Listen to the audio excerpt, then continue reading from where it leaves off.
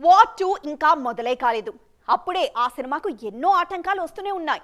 ఓవైపు జూనియర్ ఎన్టీఆర్ బాలీవుడ్ లో అడుగు పెడుతున్నారంటూ అభిమానులు సంతోషిస్తున్న వేళ వార్ 2 సినిమాకు అసలైన సవాళ్లు ఎదురవుతున్నాయి. అది తలుచుకుంటేనే ఫ్యాన్స్ కు నిద్ర పట్టట్లేదు. మరి వార్ 2 ముందున్న ఆ సవాళ్లేంటి? వాటిని తారక్ ఎలా ఎదుర్కోబోతున్నారు?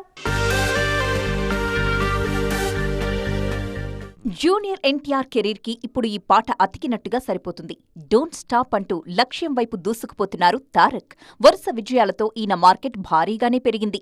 కాకపోతే మునుపటిలా జోరు చూపించట్లేదు.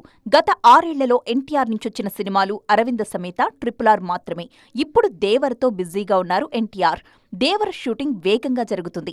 అయితే అనిరుద్ధ్ సంగీతం ఆలస్యం కావడం, ఏపీలో ఎన్నికలు, ఇలా రకరకాల కారణాలతో ఏప్రిల్ 5న దేవర రావట్లేదు.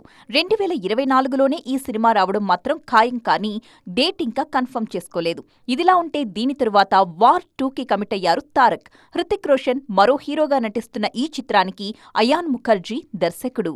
ఒకప్పుడు ఇండియా, పాకిస్తాన్ కథలకు కాసుల వర్షం కురిసేది. కానీ ఈ మధ్య దానిపై ఆడియన్స్ కి ఆసక్తి తగ్గుతోంది.